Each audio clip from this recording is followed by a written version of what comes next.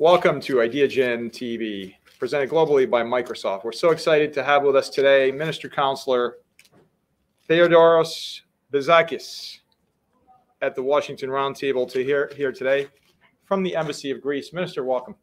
Thank you. Thank you so much for having me here. Deputy Chief of Mission. Yes. You have a very important role on behalf of the country of Greece through your perspective as a Minister Counselor and Deputy Chief of Mission. What is your sense of optimism for Greece as we lead into 2022? Mm-hmm. There is a great sense of optimism for Greece. And for us who are serving right now these days in Washington, D.C., I mean, for the Greek diplomats, it's a great honor, but we feel so lucky because we have especially this year, we have two main reasons. First of all, we have the 200 years of our anniversary, which were broadly celebrated, although mostly virtually in Greece, 200 years before the revolution for independence began. And the second one is that we are witnessing an historic high level of the relations between the United States and Greece. We have the level of political, cultural, defense in all sectors, I would say, relations between Greece and the United States are excellent right now and still have room to go even more further. So this means that we have a lot of work to do, but on the other hand, we are very pleased that we have very, very positive results. And when the relations between countries are flourishing, this is always a good sign because it means that there is trust and that there is reliability in the relations. And therefore, you know that Greece came out a few years ago out of a very acute financial crisis, was well known all around the world. After 2017, we have a very specific small positive points and figures around 2%, 1 or 2% of growth. Unfortunately, as in the rest of the world, the COVID happened and we had a recession again. But for 2022 and 2023, we have the predictions from the European Commission, at least around between 3 and 5% development, which means that we are very positive. We are very optimistic that having a stronger economy and having a very good network of bilateral and multilateral relations, we are heading for a great optimism for 2022 for Greece. That's fantastic. Mm-hmm. And so tourism has been a big issue. You navigated the pandemic and opened up Greece this past summer, right? That went well, according to all accounts, and safely. Yes, it went well. It opened also a little bit in 2020, but it was very, very restrictive. 2021 was a great experience and a great bet for the Greek government. It opened very well for tourism. We ended up almost sometimes at the figures of 2019, which is a great achievement, with a great, of course, always cautiously and safely. And just to let everybody know that tourism is a big parameter of a Greek economy. At least for 2020 to 2021, almost 23-25% net contribution to the GDP. So we understand what this means for Greece, and we're hopefully that 2002 will even get better than the before COVID levels. That's so great to hear. And I think for our global audience and the folks here today, I'd like to talk a little bit about why, as we look out at Washington, why is it so important to have the ability to communicate across sectors, across parties, to be able to tell your story. I'm a big advocate of advocacy, and people think advocacy sometimes in a negative sense, but advocacy is cancer advocacy, it's diabetes advocacy, it's hunger advocacy, it's education advocacy, it's country advocacy, to tell your story in your role here now as a minister counselor for the Greek government to Washington. Why is that so important? Is it a lost art? And how, I'd like to also ask you, was it difficult through COVID not being able to visit with people in person? How did you even do your job remotely? I will start for the second one, but sure. The first one is also extremely important. You know, in our job, in the diplomatic life, COVID changed totally. I mean, life of everybody was changed totally, but it changed totally the way we're working, because for us, in-person meetings and being able to communicate and to, you know, to give the expression needed and to receive the expression needed for your interlocutor is very, very important. And this thing was a bit lost to a big percent through all the Zooms and everything. Of course, I think we're glad that it's starting a little bit slowly to have again in-person meetings in Washington, D.C. But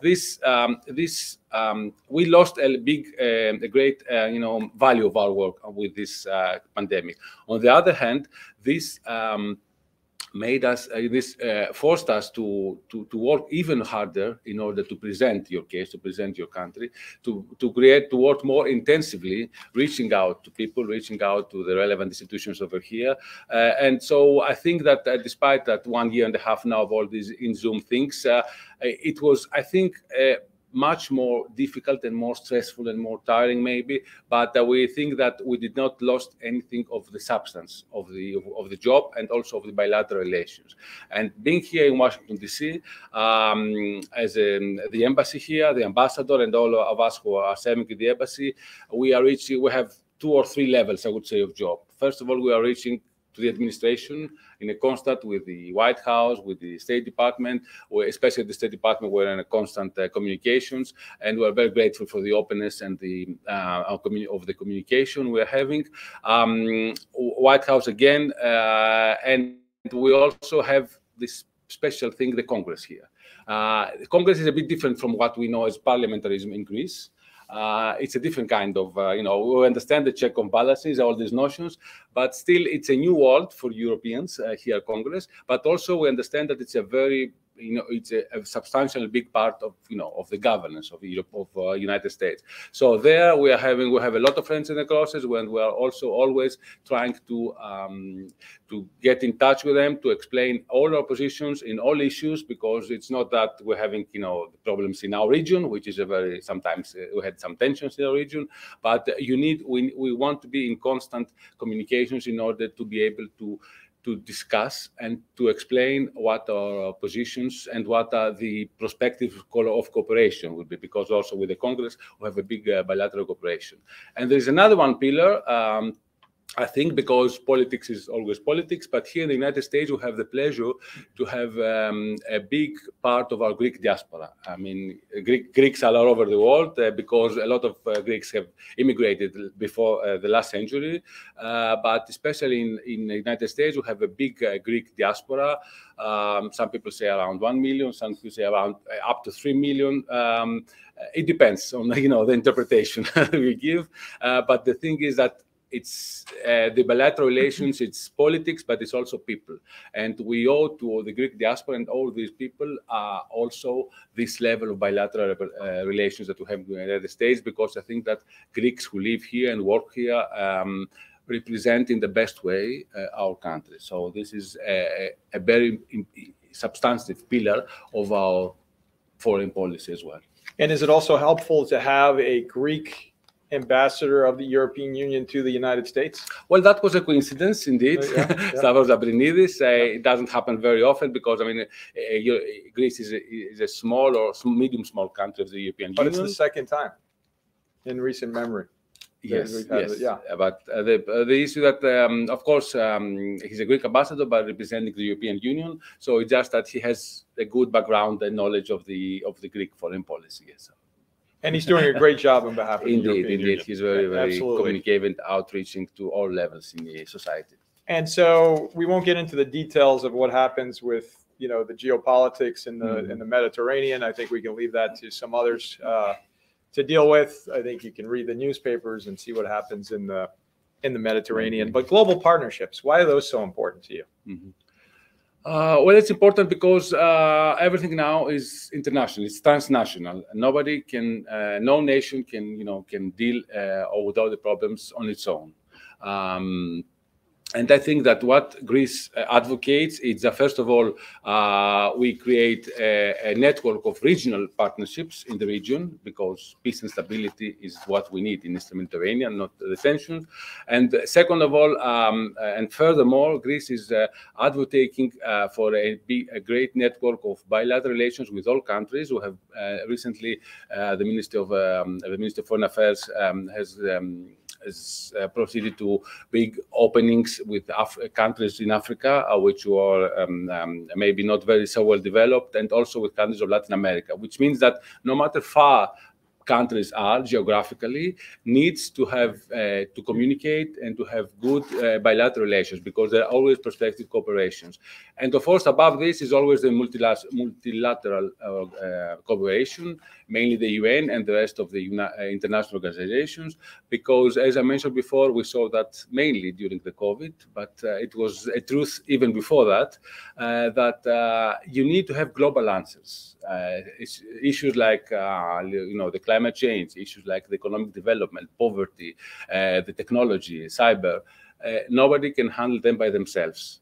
Everybody needs to be united, and this is, as a small country of the United Nations, Greece is very much in favor of this.